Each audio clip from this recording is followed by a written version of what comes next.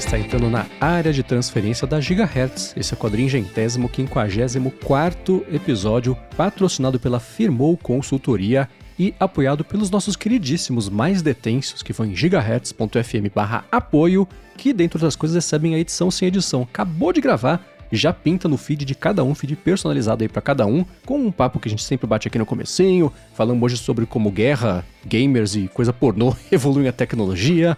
Rola um momento saudosismo aí com aplicativos e programas mais velhos. Eu sou o Marcos Mendes e tenho agora, assim como toda semana por aqui, o Coca. E, como convidado retornando ao podcast, Felipe Espósito. Tudo bem com vocês? Tudo certo. O Rambo está numa missão que não é secreta, ele já tinha comentado. Tá passando os dias em São Paulo, mas manda em Londres pra ele. Mesmo assim, vou encontrar com ele no fim de semana, vai ser bem legal. Assim eu fico mais tranquilo, porque eu pensei que o browser da OpenAI tinha abduzido ele, né? Aquele 3i, né? Que o browser Atlas descobriu. Muito bem, essa semana é a primeira, que em uns 2-3 meses, que não vai ter o Amigos do ADT, porque ninguém mandou convite de nada.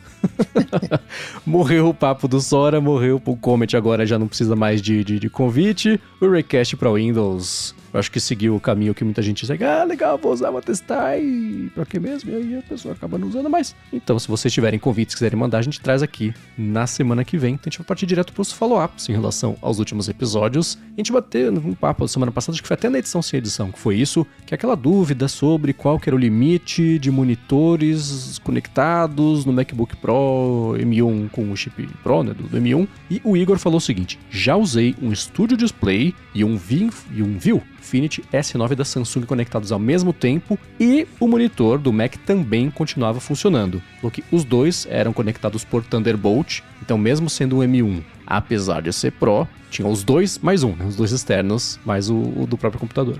Se eu não me engano, o M1 Pro ele já suportava mesmo 2 monitores 6K, mas o M1 base daí era aquela limitação que tinha lá que não rolava mesmo. Mas os chips mais potentes ele já permitiam o uso de 2 monitores. Você usa, entre aspas, só o monitor externo, né, Felipe? Só, normalmente meu Mac fica ligado no Studio Display e eu fecho ele, fica ali como se fosse um iMac mesmo.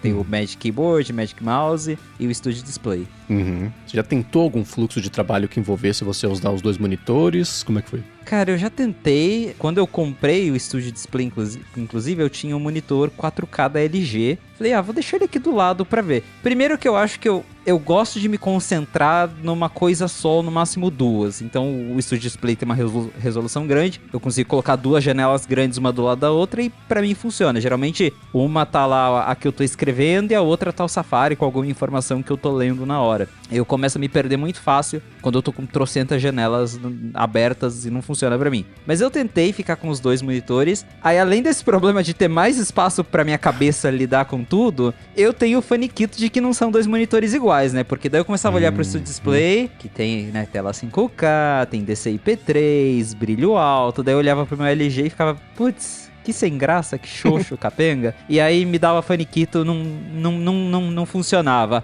Pelo menos a tela do Mac, tirando os 120 Hz, as cores são meio parecidas, a calibragem da Apple é a mesma, ainda vai, mas monitores diferentes eu tinha um faniquito, aí eu desliguei o outro monitor e ficou só o Studio Display mesmo. No monitor fica vermelho, no outro fica laranja. É por aí. O seu setup qual que é, Coca? Eu tenho a tela do Mac e exatamente em cima, onde acaba a tela do Mac, eu tenho um outro monitor 4K. E aí eu peguei esse monitor 4K e fui casando as cores.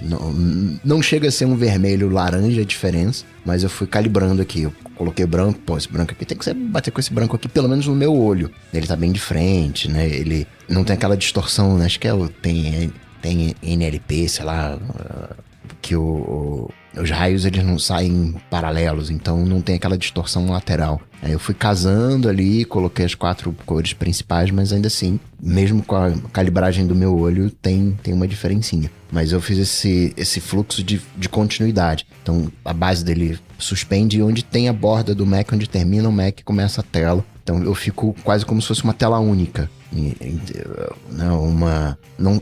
Pra mim não são 2 telas, é uma tela só alongada. Tá pronto pro Mac só tela dobrável. É só dobrar. Eu já, na época da agência, eu usava. Era um iMac mais um monitor externo da LG, mas tinha isso, né? Que era aqueles monitores tela TFT? As primeiras eram sei lá. TFT. Que é aquela que você olha de frente é cinza, você olha de lado é meio amarelo, você vai pro outro lado fica É isso mesmo, laranja TFT. com... Isso, nossa, era ruim, mas era o que tinha, né? Eu acostumei desse jeito. Aí em casa tinha um setup que eram 2 monitores iguais pra ter esse lance de ficar com continuidade, né? Não ficar um maior e aí ficou outro menor. Fica estranho, né? Ficava também essa coisa contínua, só que horizontal, não vertical, nesse setup igual do Coca. Mas aí, uma época eu vendi um bando de coisa, vendi isso também, passei a usar só o monitor do Mac mesmo. Eu tinha um MacBook Pro de 17 polegadas, tem isso, então ajudava, que era uma telona, né? E aí, quando eu passei pra ter o de 15, agora que tem o de 16, também, ok, acho que acostumou. E hoje, especialmente, tem esse lance que o Felipe sente de diferença entre ter um monitor que... Não é que um é bom e o outro é ruim. Um é bom e o outro é melhor. Então eu senti falta de bando de coisa que tem nele que mesmo um monitor bacana não teria, porque não é prioridade do monitor colocar essas coisas. Exato. E uma coisa assim, igual eu antes tinha o LG, eu olhando só pra ele, depois de um tempo, eu falei, beleza, esse é o meu monitor, ele é bacana, me atende, mas aí você colocar um que é melhor do lado, daí já não funciona. Uhum. E pra mim, outra coisa legal dessa organização é que a minha câmera ela fica num tripé. Então eu posso colocar a câmera na frente do monitor externo. Eu tô olhando pro monitor, mas parece que eu tô olhando pra câmera. Então funciona como uma espécie, né, de teleprompter, mas não é. Se eu não tivesse esse monitor, eu ia ter que ficar mexendo a cabeça, olhando pra câmera, olhando pra baixo. Assim fica mais uniforme. Aí eu olho pro lado, né, quando vai fazer a edição. Então eu tô olhando pra tela e na gravação final, como eu tô olhando pro lado, fica parecendo como se eu realmente estivesse olhando pra tela que tá ao lado. Então tem umas brincadeirinhas interessantes que acabei conseguindo fazer. É isso de tá olhando pra câmera quando tá olhando pra tela é bom pra reunião, né? Hoje, por exemplo, sim. eu participei de uma reunião que durou 1 hora, que não exigia a minha participação ativa. Eu precisava estar lá pra escutar o que estava sendo dito. Eu editei o área de trabalho inteiro durante a reunião. Quem olhou pra mim devia estar vendo fazendo coisa, olhando pra cima, pra baixo, pro canto, pro outro. Absorvi o que precisava. Beleza. Mas não fechei a câmera, porque aí fica... Não sei o que é mais mal educado. Você fechar a câmera quando ninguém tá fechando a câmera ou tá claramente fazendo outras coisas, né? O ideal é não fazer nada. Eu sei. Mas... a gente prioriza, às vezes, quando tem tarefas pra priorizar, né? Então eu fiz isso e funcionou. Mas se eu tivesse a câmerazinha, né, virado pra... Eu vejo até mesmo gravando entrevista, assim, né? Às vezes eu posiciono, por exemplo, a janela sempre na esquerda do monitor, então eu olho pra quem tá falando, tô olhando pra quem tá me vendo, tô olhando pro canto, pra baixo, não é exatamente virado pra frente na câmera, né? E aí, às vezes, quando é só eu mais uma pessoa, eu pego e posiciono a janela da câmera, a janela da conversa bem pertinho da câmera ali, pra eu estar olhando mais direto ali na câmera, ficar mais, sei lá, confortável pra pessoa. Não sei nem se faz diferença, as pessoas reparam, né? Mas me dá um faniquito isso, de estar olhando pra baixo, assim, quando eu tô falando, sabe, com alguém. Era o problema do iPad, né? Que a câmera era do lado, aí você ia conversar com alguém e você tava olhando pro lado, assim, ou pra tela, mas a câmera tá do lado, era uma confusãozinha. FaceTime no iPhone. FaceTime no iPhone dá um faniquito danado. Especialmente depois passa, né? Depois beleza, mas no começo, ainda mais quando tá chamando, você tá se vendo na chamada enquanto a pessoa não atende, que você tá olhando lá pra esquina, lá pro outro lado, cara, é muito ruim. Aí tem aquelas... dá vontade de você pensa em virar 180 graus, não faz a menor diferença. Tá pro outro lado agora, não ficou na média, né? Aí começa a fazer a gravação não, faz a chamada, tudo bem, né? Você distrai. Mas no iPhone dá um faniquito, precisava ter uma câmera no meio, assim, sabe?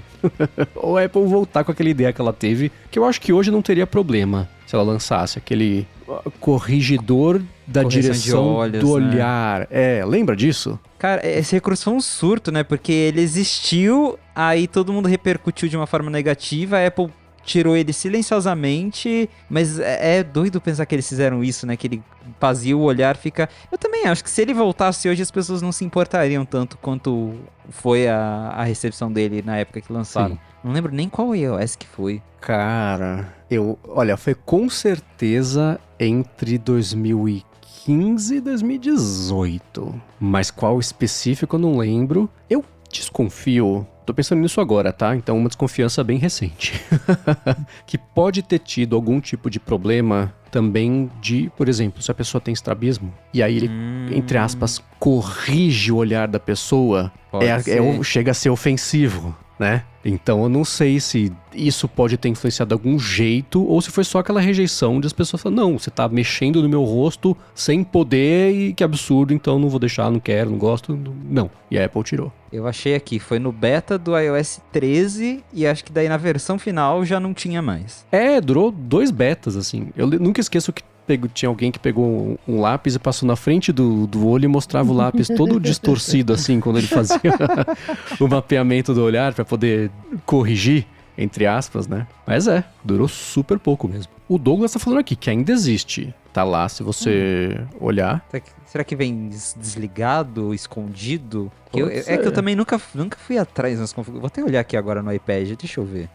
Enquanto o Felipe acha, eu vou trazer o follow-up do Duilor sobre como é que anda a nossa adaptação com o Liquid Glass. E o Duilor falou, pra mim tá bonito, principalmente nos aplicativos de fotos e no Apple Music. Eu amo o efeito de puxar a central de notificações. E ele falou, meu iPhone é do tipo do Mendes. Uma tela só e já vem a biblioteca, e nessa tela não tem nem pasta, mas agora que ele achou lindo o efeito de Glass nas pastinhas, ele criou algumas pastas. Falou que no momento que ele manda esse feedback, o beta 4 do iOS 26.1, agora permite desativar o Glass, que ela introduziu isso faz 1 ou 2 semanas, e aí fica tudo fosco. Vou até puxar a central de notificação agora aqui pra ver esse efeito.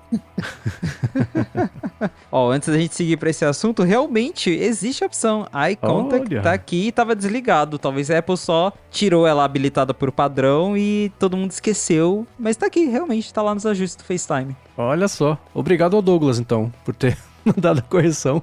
E a todo mundo que escutou nesse episódio mandou a correção, então agora tá pensando, putz, agora eles falaram. Mas tudo bem, o que importa é a intenção. Assim, né, falando de Liquid Glass, que por muitas vezes no Afonso também a gente repercutiu desde os betas, o que a gente achava, o que as pessoas achavam. Até conversamos esses dias, né, que a impressão geral é que as pessoas, o usuário comum não se importou muito. Pra ele meio que tanto faz, eu não vi ninguém... Assim, eu vi mais pessoas da bolha falando que, não gostei, quero desligar o efeito do vidro. Agora tem lá a opção. Eu tô usando com a transparência padrão mesmo. Tem alguns lugares do sistema que eu realmente acho que o contraste peca um pouco, que não fica legal, que eu espero que a Apple ajuste, mas no geral eu gosto do efeito do vidro transparente, do Liquid Glass original, né? Que eu até brinco que o outro agora é o Frosted Glass. Mas, por um lado agora tem opção, por outro também, o que a gente conversou, o Marcos e eu esses dias, é que abre um precedente, né? Porque a Apple tá começando a dar, tipo, a gente mudou o design, tá, mas se você não quiser esse design, tem esse aqui. Então, abre precedentes pra esse tipo de coisa toda vez que a Apple quiser fazer uma mudança mais significativa. Eu tô aqui brincando com esse efeito da central, ela fica transparente no início, né? Eu nem tinha reparado nisso. E eu fui também na biblioteca de aplicativos, que fazia tempo que eu não ia lá, e tá com uma carinha mais agradável. Não sei exatamente o que mudou, talvez os ícones maiores, mas ficou mais agradável. O que me faz acreditar que eu tô feliz com o Liquid Glass. Eu sinto falta de ser mais glassy. Eu usei por um tempo, durante o beta, tudo 100% transparente, com efeito de vidro, etc. Mas até pra mim ficou chato demais. Ficou morto demais, sabe? Tudo, assim. Aí eu voltei com os ícones coloridos e falei, nossa, que bom ter vida, ter alegria no iPhone assim. Então eu voltei um pouco atrás. Não sei como é que tá hoje. Posso até testar aqui pra matar a curiosidade mais que outra coisa, mas imagino que vai estar mais diminuído, mais fosco, menos transparente, né? Do que antes. Aí pra mim mata um pouco o propósito. Cara, essas opções têm me deixado louco porque eu fico trocando toda hora. Que cada home screen que você cria agora, ela pode ter um padrão de ícones diferentes. É colorido, transparente. E, sei lá, tem horas que eu, igual o Marcos falou, eu uso o transparente e falo, bonito, tá, bacana. Aí eu começo a enjoar, falo, nossa, o iPhone tá meio sem graça, daí eu volto colorido. Só que um que eu não gosto de jeito nenhum são os ícones coloridos no modo escuro. Eu acho eles horrendos, eu acho um crime aqueles ícones escuros. Aí quando tá no modo escuro, aí eu coloco o transparente escuro. Aí no modo modo claro eu gosto de ver as coresinhas originais. Então agora eu fico assim, trocando de home screen o tempo todo. É uma coisa que eu nem perdia tempo, mas que agora eu tenho feito porque se houvesse uma opção de, no tema claro, ficar o ícone colorido e mudar pro transparente sozinho no tema escuro, eu ficaria super feliz. E é assim que eu tô vivendo no momento. Com automação, será que você não consegue? Na verdade... trabalho danado, né? Até pensando aqui, acho que dá, porque tem como você trocar a home, o wallpaper, de acordo com o modo foco, né? Então acho que se eu criar um modo foco e automação pra tipo, à noite é esse modo foco com esse wallpaper. Dá pra fazer, mas daí acho que foi mais preguiça minha mesmo. Eu também testei, eu até usei por um tempinho. Tudo com o modo escuro, os ícones todos, mas eu também achei que tava morto demais, tá triste, sabe? Eu voltei com eles normais mesmo. E é o tipo de coisa que eu sei que eu passei anos falando que eu queria. Aí eu descobri porque não tinha, porque talvez ficasse bom. Agora quer voltar na vibe de dar opções, são aquelas opções que, assim, eu acho que ela deve querer usar isso de argumento de anticompetitividade, mesmo que não fez nada em competitividade, mas estamos dando opções, estamos dando escolha, né? Que nem o Facebook com recursos que, não, estamos dando mais controle pros usuários. Pelo amor de Deus, né, velho? Mas é um black que a gente vê com frequência e vai seguir vendo. Spoilers. Mas tem sei lá, é o tipo de coisa que eu passei anos querendo, e aí ele que veio e falei, não, quer saber? Eu acho que eu prefiro mais como era. E seguindo com os follow-ups, a gente falou sobre CarPlay algumas vezes, aí teve uma notícia essa semana, o Nicolas me mandou pra gente sobre isso, né, que falou, seguindo as notícias da GM, tirando o CarPlay e o Android Auto de todos os carros, ele falou, tirar os aplicativos do telefone, que estão no telefone, tirar isso do carro, não faz nenhum sentido, a integração é ótima. Aí ele fala, posso continuar ouvindo a música em casa e no carro, sem interrupção. O Audible, que só tem no telefone, é essencial para mim no carro. Remover essa integração é um retrocesso, forçando o uso de aplicativos limitados do carro. O Volkswagen Play parece bom, mas só se eu usar o Spotify, o Skilo, que eu nem conheço, e confiar na sincronização com os aplicativos deles. E o mesmo vale para o Google Maps, que não oferece o Waze. Eu falo, duvido que o Google Maps, Apple Maps, Waze, TomTom ou Better Route estejam com planos ou alguma coisa assim para poder colocar no carro. Eu não... Sim, eu uso o carro da Lari raramente. Eu não tenho tantas opiniões sobre o CarPlay, a não ser aquela parte mais conceitual do que a montadora tá fazendo. Mas como é que vocês têm olhado pra isso? Bom, eu também não tenho carro, então a minha experiência de CarPlay é quando eu vejo, sei lá, no carro dos meus pais, no Uber, eu falo, bacana, né, CarPlay, verdade, existe. Mas o que eu vejo, principalmente por ter contato com o pessoal dos Estados Unidos, lá as pessoas levam CarPlay extremamente a sério. Sim. Pra eles é tipo assim, cara, não tem CarPlay, eu não vou comprar esse carro.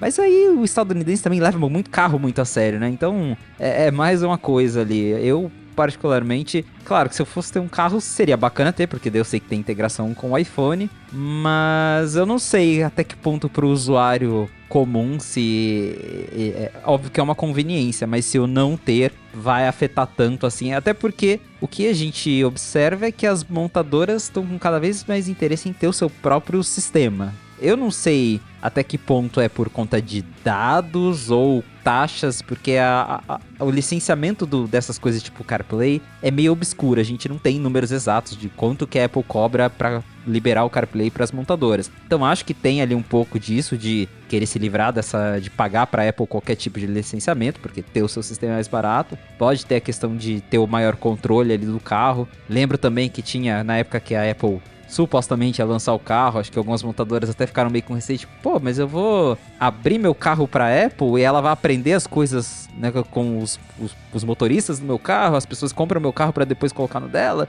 Eu acho que é uma tendência cada vez mais vermos esses sistemas proprietários, mas é isso, como eu também não tenho carro, né, eu nunca tive essa experiência pra falar, tipo, não, isso aqui faz a diferença, isso aqui dá pra viver com o sistema do carro. Mas no caso do Nicolas, que citou ali, né, ele tem um aplicativo que só tem no iPhone, e aí se ele perder o CarPlay, ele também não consegue usar esse aplicativo no carro dele, então imagino que seja um problema mesmo.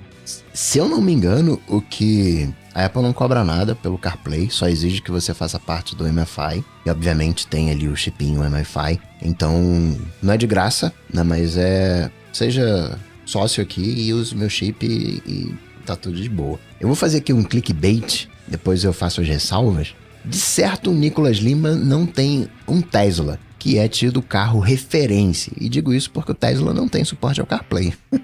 É verdade. Pra gente começar a conversa. Então tem alguma coisa aí. Segunda coisa, GM, ela tirou já o CarPlay nos veículos elétricos já desde 2022, 2023, sei lá, tem 2, 3 anos que já não tem CarPlay nos elétricos. Ou seja, ela testou, deu certo. Alguma coisa ali deu certo. Tá? Então, né, esse ponto. Vou detalhar mais esse ponto, mas antes de fazer as ressalvas. O discurso da GM é aquele discursinho de vamos proteger as criancinhas. Não, você tem que ver aqui que perde conexão, que é lento, e não, é mais seguro. Cara, eu sou carioca, né? Eu não preciso que ninguém me proteja, vamos combinar aqui. Protejam, o GM blinda meu carro e você vai estar me protegendo, né? Mas, né, enfim, aquele papinho Anatel, olha, vamos proteger vocês, né? Não, né? Você tem outros interesses. Esse é um ponto. Segundo ponto, dizem que os outros interesses seriam essas taxas, né? Porque hoje tá no mundo de assinatura e a indústria automotiva conseguiu entender que assinar hardware não é uma boa, a galera não topa. A relação que a gente tem com o carro é uma relação bem específica, varia de país para país, mas assinar assento que esquenta não rolou. Mas a gente consegue assinar software, então tem algo aí. A própria GM, embora tenha esse discursinho que é de segurança, falou que tem a meta de até 2030 faturar 30 bilhões de dólares por ano com assinaturas, whatever. Tem a questão de anúncio, né, como o Felipe falou. Cara, você tá no meu ambiente, aparece um anúncio aqui, esse anúncio vai lá pro Waze, né? Quem ganha grana é o Waze, não sou eu. Então tem algo aí nesse cenário também. Concordo com o Nicholas Lemann, essa coisa da integração, né? Hoje a gente tem estudiosos, né, que falam do conceito de casa caracol, que hoje a gente sai de casa e a gente leva toda a nossa vida junto, no sentido de o meu entretenimento tá ali, eu ouço podcast, eu ouço um episódio, né? Assisto um episódio da minha série. Tá tudo ali nesse papel onde o smartphone, né? Ele é central, o centralizador da nossa vida. Bem, Desesquilo é um Audible. É uma plataforma brasileira de audiobooks. Então tem essa coisa de integração no carro. Agora, qual é fazendo todas essas ressalvas, como eu vejo? A integração do CarPlay com o sistema do carro é horrível. Porque eu tô dirigindo o carro. E carro serve pra dirigir. Eu não tô lá pra ouvir audiobooks. Eu quero ouvir audiobook, vou ouvir em casa. Quero assistir série, vou ficar aqui no meu sofá, na minha TV.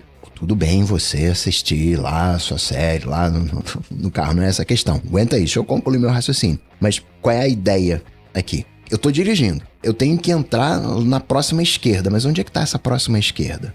Eu vou virar ou é só manter a pista da esquerda? Quando você tá no Waze, às vezes ele aparece, ó, tem 4 pistas, e ele diz, ó, você tem que ficar na terceira, porque o que você vai pegar é um viaduto, né, um acesso para um viaduto, alguma coisa assim. Ela faz uma sobreposição. Por que no carro, quando eu tô dirigindo no sistema, ele não faz um sistema de, já tem carro que faz isso, a ideia não é minha.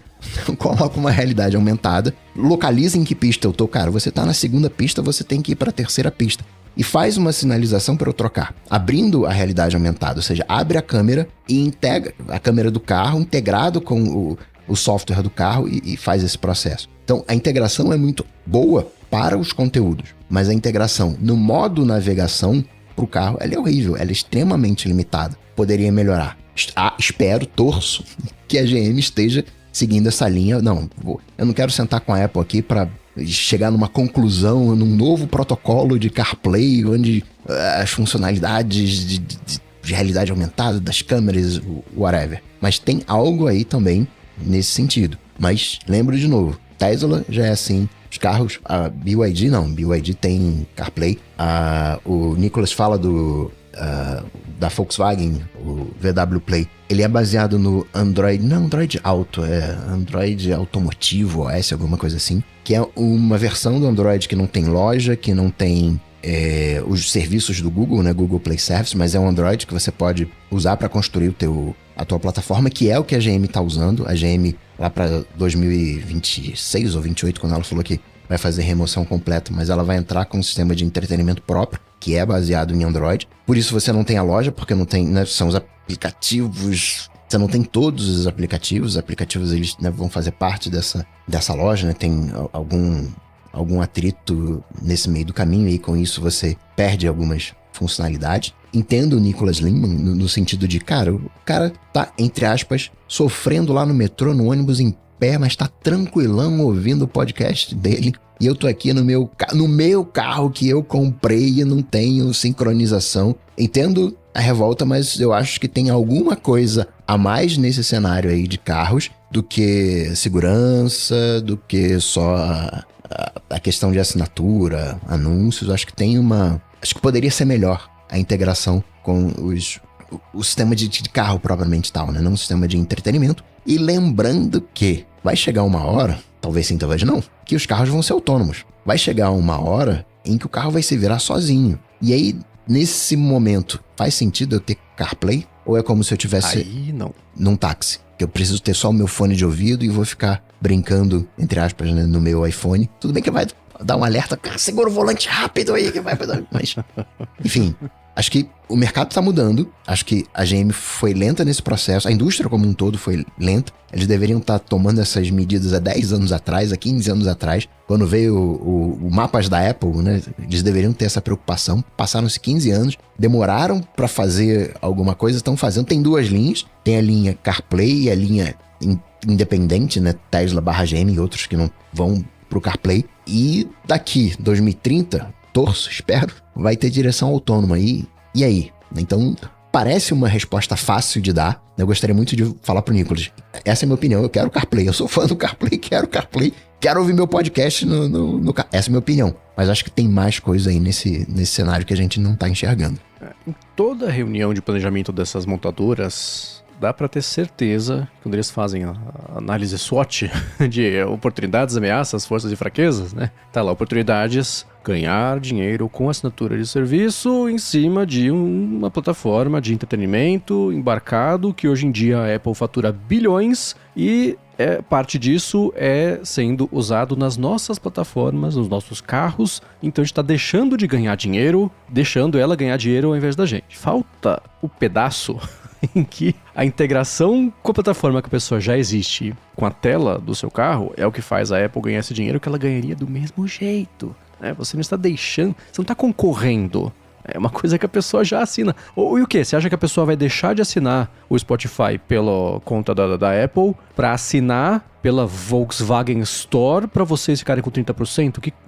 Né? Ou então não. O Spotify para estar aqui no nosso displayzinho conectado vai ter que pagar tantos centavos por usuário, por minuto, por carro, por ano. Aí fica como eles vão fazer, mercadar isso, né? Mas eu acho que é voltado para essa ideia de que todo mundo ganha com serviços, inclusive nos nossos carros, exceto a gente. Não, a gente tem que achar um jeito de ganhar com serviço também. Ou cobrando do cliente, ou cobrando de quem fornece o serviço, ou dos dois, como geralmente é o que acontece, pelo menos no caso da Apple. E eu fico curioso para saber qual que é o cálculo que a Apple faz para começar a acusar essas montadoras de anticompetitividade. Porque o negócio eles estão tirando para colocar o nosso nativo. E a montadora fala, a gente tem a menor obrigação de dar suporte para vocês a isso. Aliás, se você tá falando que você não pode colocar o sistema, tá reclamando, não pode, deixa eu botar Android no iPhone então, né? Isso para virar uma questão em cima da Apple pode ficar meio rápido, né? É arriscado. Mas tem uma coisa que o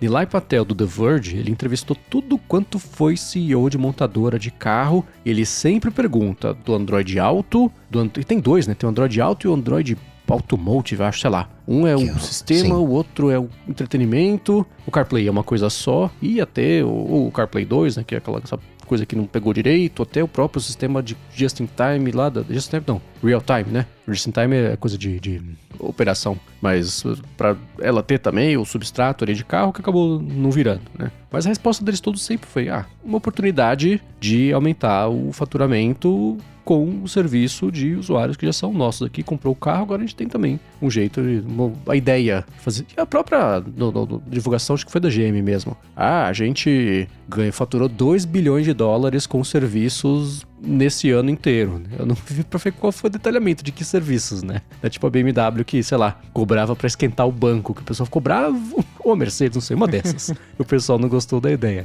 E uma última coisa antes que eu esqueça, o Felipe falou muito verdade, como americano gosta de CarPlay. Pode sair assim, notícia, Tim Cook pede demissão da Apple, sai correndo pelado de dentro do Apple Park. Se tiver wallpaper novo de CarPlay, o wallpaper vai ser mais lido a notícia do dia do que o Tim Cook pedindo demissão.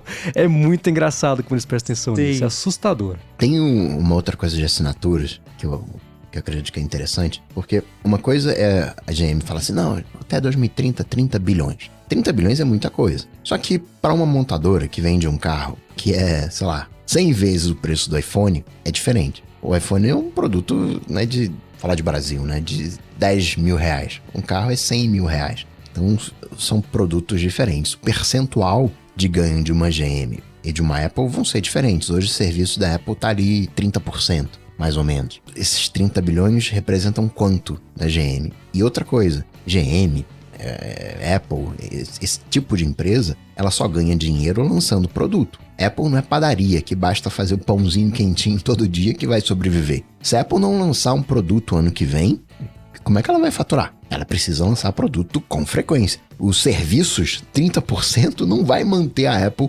Não vou lançar, quer saber? Não vou mais lançar iPhone, não vou mais lançar Mac. Vai ser só isso aqui. Mesmo se ela não lançar novas séries no Apple TV, no serviço, a galera não vai assinar. Então ela tem que estar sempre moendo novas coisas, né, lançando novos produtos. E a GM também tem que lançar novos carros. Sem novos carros ela não consegue se manter. Ela não vai passar a viver de serviços. Serviços é um agradinho, uma gorjetinha ali, uns 10%. Pô, GM, eu gosto de você, vou assinar esse serviço aqui e aí aumenta 10% do seu faturamento. Ó, um follow-up em tempo real aqui. O Rambo falou, tá aqui ao vivo, falou, sou obrigado a aparecer aqui nas férias, tá no contrato. Relato curioso, estávamos num restaurante e hoje eu vi uma pessoa na mesa do lado falar assim, meu iPhone atualizou e agora tá todo estranho. Então, vai saber, se pode ser contra o Liquid Glass, sei lá, mas achei interessante o relato. Agora, Rambo, vai aproveitar suas férias. Também tá no contrato. É. Muito bem, seguindo aqui com o que vocês mandaram pra gente, a gente comentou algumas semanas, semana passada teve também o lance do Downlink, aquele aplicativo que tem do macOS que deixa você atualizar entre 20 minutos e 1 hora, né, como é que tá o satélite geoestacionário, tira foto da Terra, etc. Eu falei que no macOS tá impossível usar ele porque ele buga Spaces e etc. E a gente falou do atalho que o Rambo tinha criado pro Mac, até coloquei na descrição, posso colocar nessa também pra quem quiser ter isso, né, feito de uma outra forma, e a gente falou, pô, deve ter um jeito, né, de você fazer isso no iPhone, com atalhos, vamos ver se o pessoal fuça. O Deblin fuçou. O Deblin falou o seguinte, espremi todo o meu conhecimento em shortcuts e criei esse projeto em parceria com uma automação que atualiza automaticamente o wallpaper do iPhone, do iPad e do Mac, usando as mesmas fontes de fotos, né, que o Downlink usa. Ele mandou o link, eu vou, é claro, deixar aqui na descrição. Ele falou, vou ver se eu consigo mover dos shortcuts para um aplicativo de fato, permitindo assim fazer mais coisas. Ele falou que espera que o pessoal curta. Eu já adorei, obrigado ao Deblin por ter investido tempo em fazer isso. E a gente, é claro, vai deixar o link na descrição.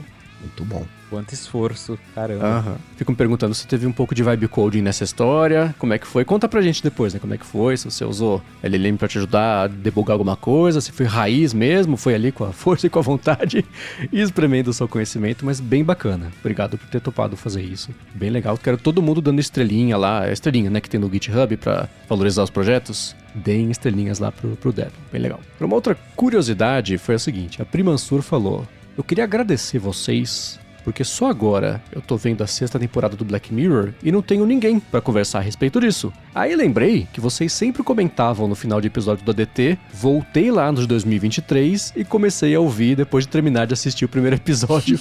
Valeu!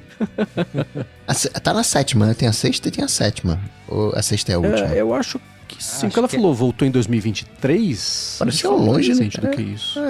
Tá na 7ª, se eu não me engano. Saiu esse ano, não foi? Foi, a gente comentou aqui, episódio depois de episódio, teve todo o lance. Então, Pri, já pode assistir a 7ª também.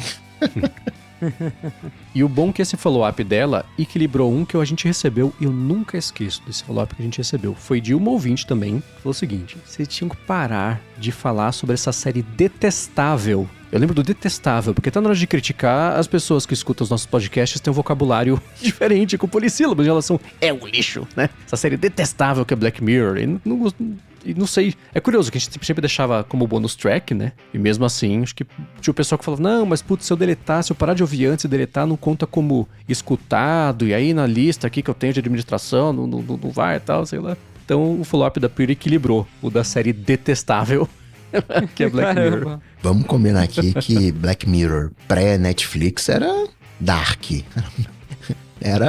Era um espelho black real, assim. Não era pra assistir com família depois do almoço de domingo.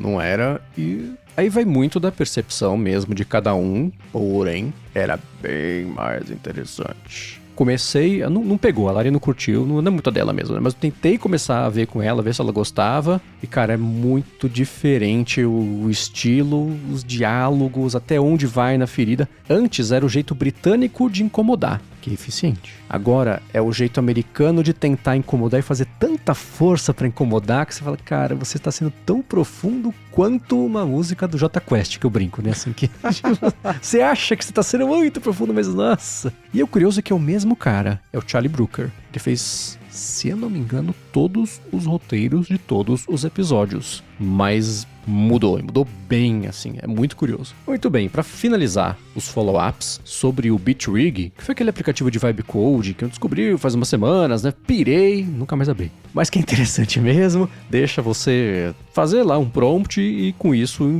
ele cria dentro do app um outro app que faz o que você pede, fazer coisas bestinhas, né? Calculadora específica de alguma coisa. Eu fiz aqui pra criar um clone daquele Lights Out. Tem umas brincadeirinhas que dá pra fazer. O Luciano Souza mandou um outro app. Falou, Marcos, mais um app de vibe coding pra iOS pra sua coleção. É o Michelangelo. Como eu montei a pauta antes da gente começar a gravar, não tive tempo de baixar pra testar, mas vou fazer isso, porque é aquela assim, que nem eu brinquei, né? Eu usei o BitRig e nunca mais abri. Usei o ChatGPT Atlas e nunca mais abri, mas conceitualmente me interessa demais. Mas até isso entrar mesmo no fluxo do dia a dia, você virar a chavinha de que você pode passar a não depender de um jeito de dependência, mas confiar, usar, acessar, usar como um recurso mesmo, demora, né? Para virar a chavinha. Eu achei interessante que a comunicação dele é totalmente inspirada na comunicação da Perplexity, a parte de fonte, a parte de efeitos, até a aberração cromática de efeito, tudo muito parecido. Não é feio, é legal, mas é bem parecido. Vou testar.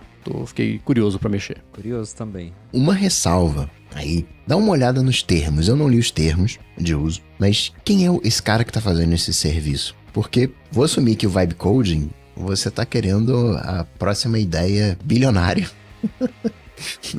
E você tem alguma garantia de para onde estão indo esses dados, né? Com quem você tá compartilhando, né? Quem é esse desenvolvedor? Quem é essa empresa? Quais são os outros aplicativos que tem na loja? Porque não tô dizendo que é um golpe, mas uma coisa que a gente tem que começar a desenvolver é uma desconfiança saudável, porque de repente esse cara usou o Vibe Coding para fazer esse próprio aplicativo.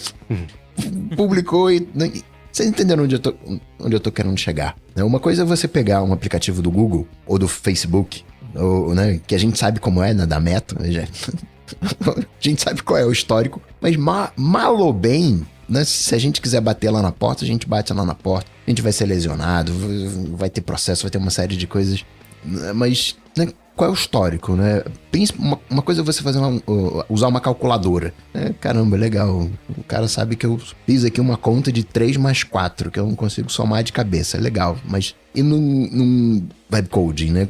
Que tipo de informações, de repente, eu tô compartilhando ali com quem eu não sei, de repente, quem é. Então fica esse alerta para dar uma olhada no histórico desses desenvolvedores. Tem uma questão que, por exemplo, esses apps de iPhone de vibe coding, a gente deduziu, na verdade o Rambo, né? Tô tomando crédito aqui pela dedução dele, né? Que o que ele faz é interpretar um código que ele é gerado ali dentro mesmo, que não é exatamente... Sim, esse específico do BitRig nem dá pra fazer muito estrago, porque ele é bem autocontido.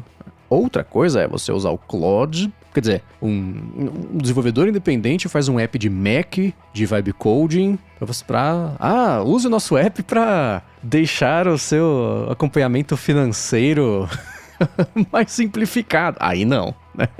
O estrago que dá pra fazer é maior. Mas é claro que sempre vale a pena pensar o que você está abrindo mão ou dando acesso quando você abre as portas do seu iPhone ou de qualquer máquina que você usa, especialmente, né, quando tem a ver com coleta de informação, o que você vai botar ali, né, do prompt, etc. Nos termos de uso e privacidade desse Michelangelo.land. Não fala nada de útil. We may collect information to make our services better. Tá, bacana. Você não falou nada. Não fala, inclusive, qual que é o serviço, que ele não treinou um LLM do zero para fazer isso, modelo fundacional. Mas não fala qual que ele tá usando. Outra coisa também, o poder de atenção, né? Então, sim, o que o Cocó falou faz total sentido para tomar como uma atitude de vida específico desses aplicativos. Nem dá pra fazer tanto estrago. A estrutura do iPhone protege, né, contra isso, mas sim, ele sempre fica de olho. Até fala aqui, né, que você mantém os direitos dos seus conteúdos, aplicativos que você criar, mas realmente não tem nada sobre o que eles podem coletar, ou o que eles fazem com isso, né? Essa empresa, deixa eu entrar aqui. Do Michelangelo é um cara, chama Sardo Giacomo, é um italiano. Mora em Gênova. Vou cometer um deslize aqui e vou fazer uma pesquisa. Esse cara... Esse dia chegou, hein? Pois é, esse cara, ele só tem esse aplicativo publicado. Sim. Será que ele vai bucudou esse aplicativo pra fazer o aplicativo de webcoding? Assim, tudo bem, o primeiro aplicativo, de repente o cara tem uma baita história. Mas é diferente do BitRig, comparando, não? Cara, a gente só fez o LLM da Apple, pô, a gente que fez, pô, fica tranquilo. É outro. Mas, enfim, não tô desconfiando do aplicativo, longe disso. Eu só... Tomara que seja revolucionário, seja a próxima ideia bilionária. Mas a gente sempre tem que ter algum senso crítico e desconfiança saudável. Sim, pra tudo, sem dúvida alguma. Muito bem, a seguir a gente vai aproveitar que o Felipe tá aqui e falar um pouquinho a respeito, não só explorar um pouco mais a fundo a viagem que ele fez recentemente lá pra Los Angeles para acompanhar o lançamento dos fones de ouvido da Beats, mas eu tenho umas perguntas também pra fazer a respeito de a dinâmica de cobrir tecnologia quando o job description inclui viagem, junto de todo o resto da sua vida que não para pra você poder passar uns dias, seja lá em Los Angeles, seja em Cascais. Já falar sobre isso, mas antes eu vou agradecer a Firmoo Consultoria, que está mais uma vez patrocinando aqui o podcast e que quer falar com você que é MEI, porque está chegando a reforma tributária e já está começando a impactar empresas, especialmente na relação, no como você vai adequar a empresa na relação com o fornecedor, na relação com o cliente. Tem empresa, inclusive, que está adaptando já formulário de fornecedor, tá levando em conta essas mudanças. Então, para você não perder um contrato ou uma oportunidade, ou acabar deixando isso para a última hora e já vai ser tarde demais, porque é sério isso, é complicado, a Firmoo quer falar com você e quer resolver isso para você, assim como ela faz aqui pra gente todos os dias, né? Então vai no Facebook, vai no Instagram, procura por @Firmoo Consultoria, que ela tá pronta para ajudar todo mundo que escuta o podcast, inclusive com um primeiro contato sem compromisso para ele entender bem a situação da sua empresa, o contexto, e vocês juntos definirem os próximos passos a um preço que ela está fazendo que é mais acessível, mais adaptado para a realidade de quem é MEI. Então, mais uma vez, @Firmoo Consultoria no Facebook ou no Instagram. Muito obrigado, Firmoo, pelo patrocínio de mais esse episódio do podcast e por literalmente, como sempre, todo o apoio a Gigahertz. Valeu, Firmoo. Obrigado. Muito bem, quem escuta o A Fonte sabe, e quem lê a Macworld também, sabe que o Felipe passou uns dias em Los Angeles com Adorno. Abraço, Adorno, por coincidência. Abraço, Adorno. Também para cobrir o lançamento de fones de ouvido novos da Beats. Foi uma coisa que o Felipe deu uns spoilers, que ele ia fazer uma coisa. Se eu pudesse contar pra vocês, postando threads, né? E eu pensei, eu sei o que é, porque a gente precisava combinar, né? Como é que ia ser a fonte, ele precisou me contar com mais antecedência. Mas é claro que eu vou te perguntar coisas que talvez você não possa falar. Aí você diz, eu não posso falar, e tudo bem, a gente segue, né? Mas dentro do que você puder compartilhar, como é que funciona essa dinâmica? E não foi, você foi lá, brinquei de Cascais, né, da ópera também, que chamou um bando de gente do mundo inteiro pra ir lá pra Portugal pra ver o anúncio do navegador deles, com recurso de IA, etc, que morfou pra outra coisa. Eles seguem tateando como é que vai ser isso, mas essa vida de cobertura, né, in loco de tecnologia, como é que chega pra você esse tipo de proposta ou oportunidade? As pessoas ficam muito curiosas com isso, que a pessoa, nossa, você viajou, mas quem chamou, quem levou, quem pagou, como é que é? Você fica lá de férias, né? Fica lá passeando. E, assim, geralmente a gente recebe esses convites antecipadamente, até contando aqui agora que já passou o embargo desse rolê da Apple.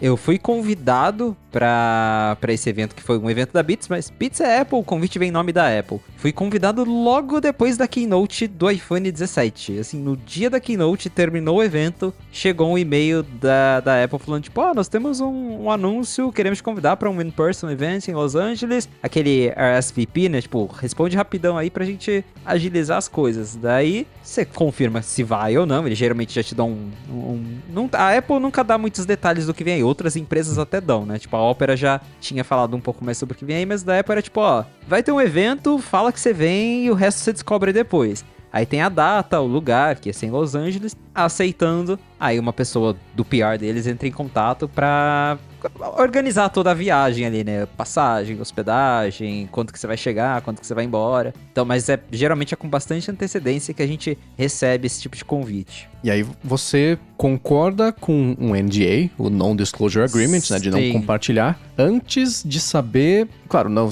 assim, né, vai ser produto tal, eles vão falar depois, né? Mas você fica sabendo de modo bem geral, é uma viagem para Los Angeles acompanhar um lançamento de um produto. Quer? Aí você fala que sim, você concorda com o NDA, aí eles detalham um pouco mais, é isso? É exatamente isso. Aí depois que você concorda, daí eles dão já um briefing um pouco mais detalhado, tipo, vai ser o lançamento sobre isso, tal produto, né? Ou não fala o produto, mas fala, vai ser relacionado a Beats. Então, você já vai sabendo mais ou menos o que é, mas eles só dão detalhe mesmo depois que você confirma o NDA. Uhum. E o NDA, você não pode falar nem que você vai viajar a convite da empresa tal. Isso é só quando tá rolando também. Eles pedem pra você deixar pra falar que você foi pra um evento já em cima ali da hora, né? Então eu fui contar quando eu já tava lá. Aí, no dia que eu cheguei lá, eu falei, pessoal, tô aqui a convite da Apple, mas também não contei, não podia falar o que era, né? Falar, tô aqui pra ver o novo Power Beats. Falei, não, tô aqui a convite da Apple, vai rolar uma surpresa, amanhã vocês descobrem. Mas eles pedem pra evitar compartilhar o máximo de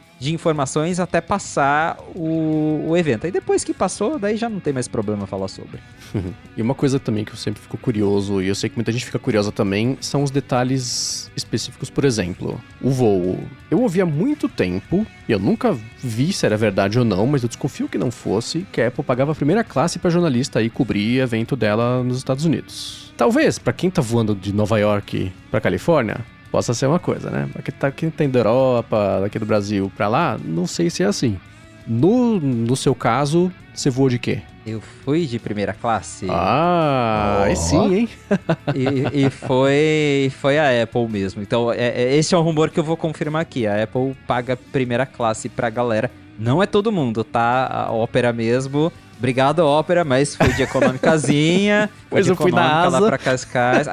Fui. Nossa, eu peguei um avião velho da Azul, tristíssimo. Ainda se fosse Latam, eu tenho status na Latam, então eu ainda consigo uns upgrades de vez em quando, né? Agora na Azul não tem nada, fui sentadinho no meu cantinho, ansioso pra chegar lá em Cascais. Mas agora a Apple, eles têm um histórico de realmente levar o pessoal na primeira classe mesmo. E eu acho que só, sei lá, quem mora muito perto lá, que às vezes daí não tem primeira classe, vai num voo mais simples mesmo, mas a tendência, o padrão que eu conheço também de conversar com outros amigos que já foram em outros eventos da Apple, é que a galera vai de executiva, a primeira classe depende do que tem no avião, né? Não tem aquele papo de que a Apple reserva a palavra, mas reserva a capacidade em voos. Tipo assim, eu quero mandar esse cara lá pra China agora. O cara vai lá, eu sou da Apple, vou pra China.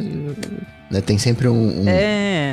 Teve até, eu não lembro qual que é a companhia, se foi United, Delta, que tem uma parceria com a Apple, e essa companhia falou uma vez publicamente, tipo, nós somos a companhia oficial da Apple. Eles ficaram tipo, tira isso do ar, pelo amor de Deus, apaga isso. Aí eles apagaram, mas a Apple tem parceria com algumas companhias, provavelmente porque, principalmente acho que a galera do alto escalão viaja com muita frequência e nem todo mundo tem o seu jatinho, então acho que eles devem ter, tipo, bota essa pessoa aqui no voo, já tá pago Mas um fun fact da Apple, pelo menos, eles têm isso, né, eu descobri, né, nesse processo, eles têm uma agência de viagens interna deles, que vem com o nome Apple Travel, é como se fosse uma agência de viagens que eles conseguem emitir as passagens e tudo, então eles já devem ter tudo bem esquematizado pra só, tipo, essa pessoa precisa vir, já cuida aqui, a gente já negocia as passagens e tá tudo certo. Tinha que chamar AirDrop. O que eles têm... o que eles têm, que eu sei, é isso, é um número fixo por dia de passe específico pra China. E de volta, provavelmente, também, né? Mas não é assim, geral, né? Vale uma passagem. Eu sei que esse fluxo é específico comprado da China mesmo. E aí, claro que depende um pouco da distância do próprio evento, né? Se vai ter mais de um dia ou não. Mas geralmente são o quê? Uns 4, 5 dias. Eles dão opções de dias. Tipo, ó, dá pra ser 3, dá pra ser 5. Você escolhe aí. Quiser ficar mais é por sua conta, como é que funciona? Então, eles já deixam bem estabelecidos. Isso com a Opera também foi. Da Opera, se eu não me engano, foram 5 dias. Com a Apple foram 3 lá em Los Angeles. Eles falaram, ó, são 3 dias que a gente deixa reservado pra você. E aí o evento é nesse dia e você escolhe o dia que você vai chegar, o dia que você vai embora. Mas o evento é nesse dia aqui, você só pode ficar 3 dias. Se você quiser, você consegue negociar com eles pra ficar mais, só que daí sai do seu bolso. O Adorno fez isso, né? Explanando o Adorno aqui. Ele quis passar mais um tempo em Los Angeles, então ele chegou uns dias antes, só que daí ele tirou do bolso dele e o hotel mesmo em que os jornalistas, cara, que inclusive da Apple pega o hotel todo pra botar jornalista, influenciador, é todo mundo no mesmo hotel, todo mundo se encontra no hotel. Aí a Apple só paga pra aqueles 3 dias. Então eu falei, não, pra mim ficar melhor ir nesse dia, voltar nesse dia, e aí eles tentam alinhar tudo de acordo com o que tenta ficar melhor pra todo mundo, né? E já teve viagem que você recebeu proposta que você não aceitou? Já. Você tem NDA ou você pode falar? Eu não vou entrar em detalhes, né, de quem foi e tal, mas eu já recebi um convite pra um evento no Rio de Janeiro e não ia nenhum conhecido meu. E assim, eu vou ser sincero, eu tenho um medinho de andar sozinho no Rio de Janeiro. Eu tenho um receio. São Paulo, como eu conheço São Paulo, eu meio que sei onde eu devo andar, onde eu não posso andar, onde eu tenho que tomar mais cuidado. O Rio, não conheço. Então, assim, eu fiquei, cara, nenhum amigo meu vai. Ficar andando com um Mac caro, iPad caro, é melhor não. Aí eu declinei. Daí eu falei que não ia. Você chama o Coca da próxima vez. É verdade. Aí. Eu te pergunto isso, eu recebi faz, sei lá, uns 2 meses, uma empresa fabricante de eletrodoméstico que tem uma fábrica em Manaus de ar-condicionado. Fala, putz, tá aqui um convite, vem aqui por conta do IA sob controle, né? Vem aqui pra fazer uma visita na fábrica, e aí, né...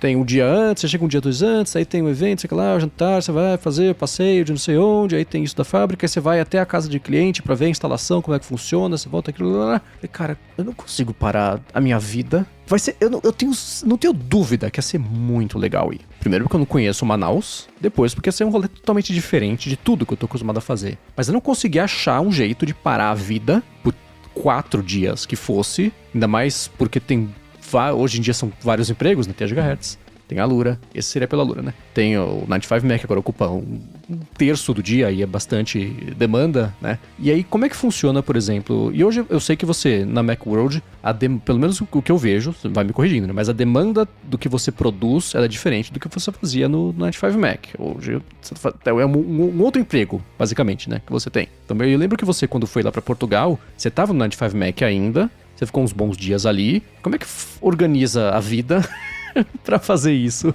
e se dá o luxo de, mesmo sendo trabalhando, poder fazer um rolê desse? Exige um trabalho, até por isso acho que você tem que ver se vai valer a pena ou não ir, porque tem um impacto. Você para 3, 4, 5 dias da sua vida pra uma viagem. Então, às vezes, dependendo do evento, fala, tá, essa matéria talvez nem vai me render tanta coisa, e você acaba não indo, né? Mas tem um impacto mesmo. Eu lembro, inclusive, do Chance Miller, do 95 Mac, ele falou uma vez, cara, a gente vai nesses eventos da Apple porque, pô, é um prestígio estar no evento, mas que pra ele arruinava a cobertura, porque de lá ele não conseguia dar atenção pra nada, né? Enquanto tava todo mundo de casa lá correndo com as coisas, tava lá, daí a internet tá ruim, aí tem que conversar com fulano.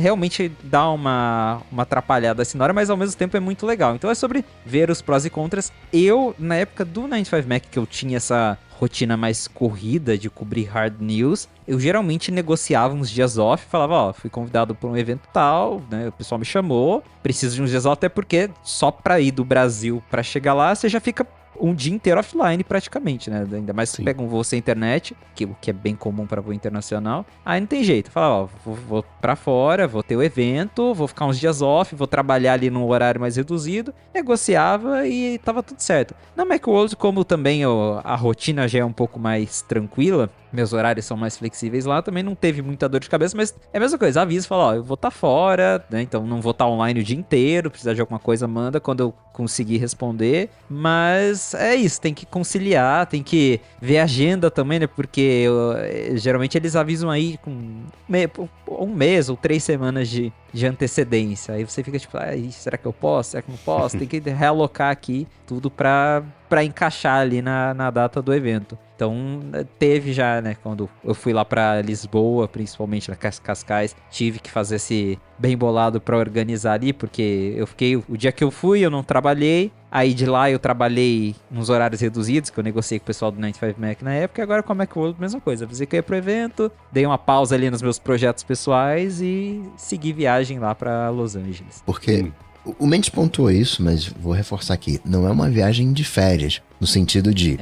Você tem um dia de viagem e um dia de viagem de volta, né? Eu vou simplificar pegar como exemplo esses 3 dias. É um dia de ida, né? Outro dia de volta. E no dia que você tá lá, não é pra você chegar lá 9 horas, assiste um videozinho e 10 horas acabou. Não, ó. 9 horas tu vai assistir o vídeo, aí depois 11h30 começa o hands-on que você tá lá e fica até aqui, depois você vai ter que almoçar não sei aonde, depois tem todo um cronograma, não é só aquela horinha, né? Você tem todo um cronograma, vários dias, várias atividades e que você tem que comparecer, né? O interessante, entre aspas, é aquele videozinho, o hands-on, mas eles mantêm mais, eles te prendem, entre aspas, com mais atividade, ou entendo errado? É exatamente isso. O da ópera foi muito assim, porque a gente ficou, acho que lá foram uns 4, 5 dias, não lembro exatamente, quase uma semana que ficamos lá em Cascais, e tinha compromisso com eles quase todo dia. Então no dia que nós chegamos, já teve um jantar de boas-vindas, daí no dia seguinte foi o grande evento,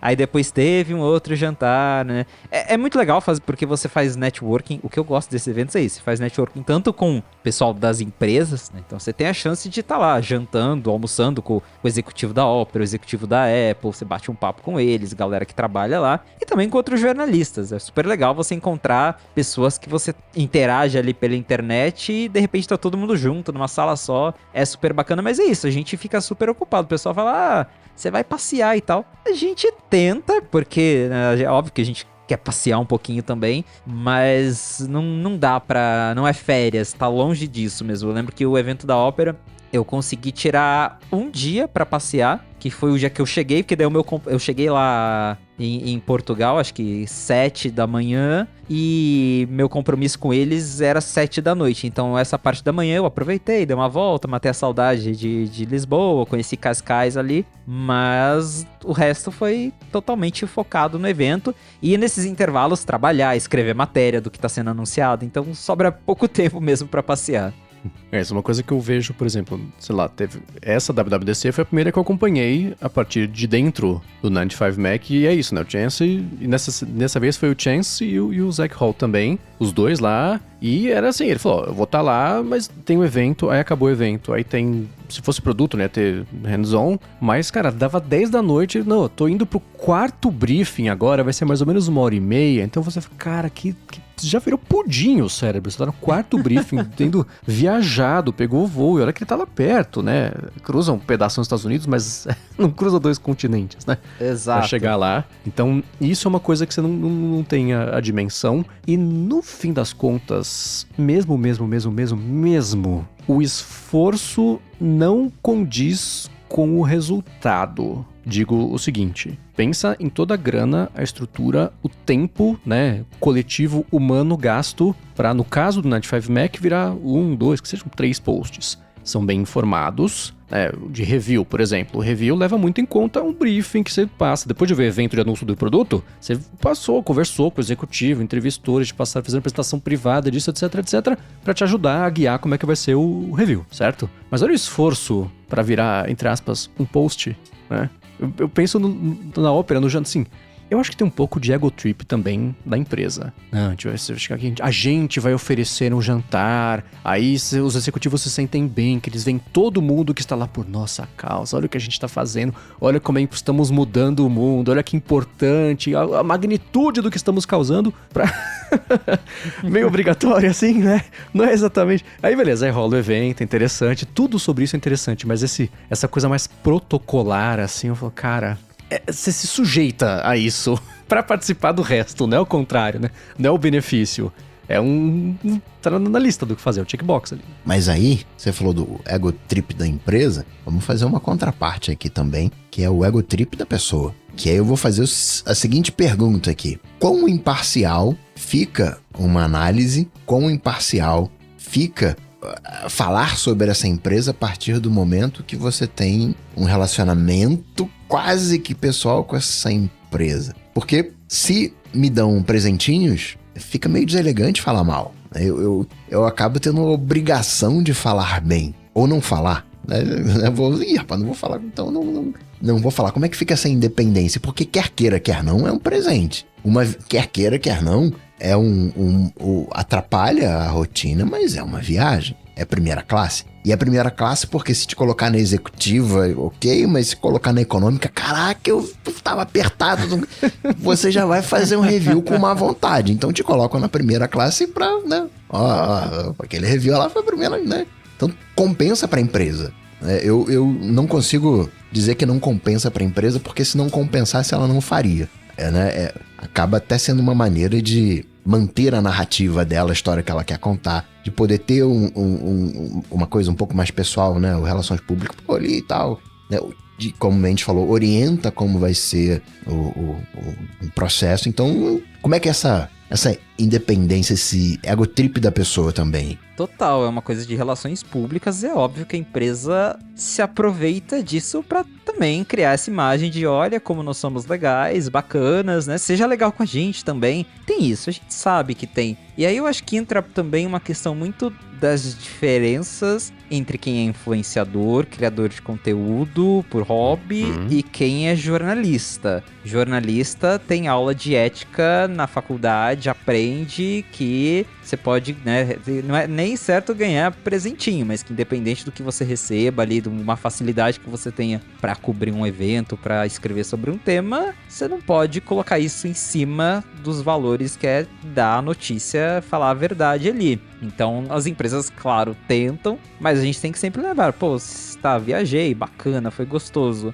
mas se o negócio não for legal, é o meu trabalho falar que não foi legal. E a gente vê isso com vários criadores de conteúdo, tipo, Marcus Brownlee mesmo esses dias fez um vídeo do Vision Pro novo que saiu, que ele basicamente falou, tipo, cara, não sei pra que esse produto existe, né? Tipo, testei aqui, mas, mudou nada. E, o Marcus Brownlee, o cara tem muita relação com a Apple, recebe coisas antecipadas, vai em todos os eventos, e ainda assim tá ali batendo em cima. Joanne Stern é outro grande exemplo. Cara, eu adoro quando ela é crítica com as coisas que ela faz. Ela fala, ela é sincera e ela não tem esse receio, não, tô recebendo coisas da Apple, vou passar um paninho aqui. Não, ela tem essa responsabilidade de jornalista. Então acho que tem muito isso, que talvez quem só é criador de conteúdo, influenciador, talvez acaba...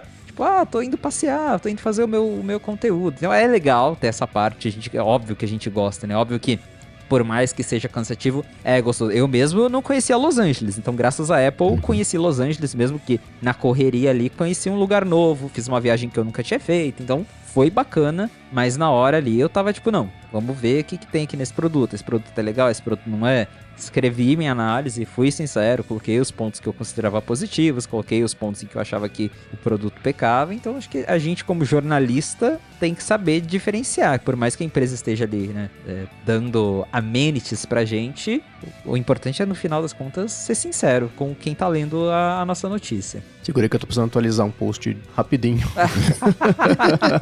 A Apple marcou o Reddit AMA pro Product Manager do Apple Music.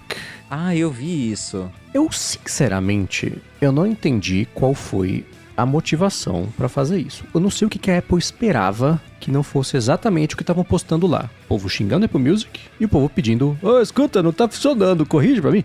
É óbvio que ia ser só isso, né? Aí começou a aparecer um bando de post assim, agora apareceu que a Apple adiou Ai, olha só. pro mês que vem. Olha só. A Apple vai criar várias contas pra fazer as perguntinhas. Por que o Apple Music é o melhor do mundo? Exato, né? Qual o melhor streaming do mundo e por que Apple Music? Justifica. Sobre esse lance de ser tendencioso por ganhar um jantar, ganhar uma viagem, né? Tem veículo, por exemplo, eu vi o Casey Newton falando sobre isso. Teve um evento recente da OpenAI. E aí foi num restaurante super caro. E ele falou, olha, geralmente, quando a empresa me convida pra um evento, uma coisa assim, eu pago o meu próprio jantar. Nesse não deu. Era caro demais. Mas geralmente tem esse tipo de coisa. E tem lugar também, né, quando é pra receber presente, por exemplo, isso tem em empresa, código de ética da empresa, não pode receber presente acima de $12, né? Ganhar uma caneta sem tinta, com tinta 15 não dá, né? Então existe ainda, tem uma outra restrição assim, é claro que uma viagem não tem o que fazer, não sei que, sei lá, né? Você trabalha num veículo muito gigante, fala, não, eu pago a passagem do Felipe pra ele poder ir lá, eu pago o hotel, eu dou a comida, ele leva o sanduíche de mortadela embaixo do braço e beleza, e depois volta, né? Então, existe sim. Inclusive, eu já escutei de colegas de profissão que a Globo é assim. A Globo, quando vai ter um evento, eles falam, não, a gente vai pagar pra você ir, porque não pode ser a empresa pagando pra você ir. Então, realmente, um veículo grande consegue, mas né, no meu caso, eu não ia ter condições de pagar pra ir lá pra Los Angeles pra ficar 2 dias com a Apple e voltar. Então, eles tiveram que pagar pra mim. Então, tem esse tipo de preocupação. Claro que quando essa preocupação você tem em real e a coisa acaba saindo em euro ou em dólar, fica um pouco mais difícil, né? E tem essa questão também. Foi uma coisa que eu até falei isso recentemente, que o John Gruber comentou num episódio recente do Talk Show sobre, no próprio caso da Apple, a mudança do perfil de quem eles chamam para fazer a cobertura. Porque se antes você chamava um corpo de jornalistas sérios, formados, que tiveram aula de ética, e no fim das contas, pro grande público, acaba espalhando mais. Se você chamar o Hugo Gloss, não que ele não seja ético, mas vocês entenderam o que eu quero dizer, né? Se chamar mais influenciadores e influenciadoras que vão fazer muito mais vídeo, vão divulgar de um jeito que o público-alvo que eles querem atingir de verdade já tá acostumado a ver esse tipo de vídeo, é outra coisa.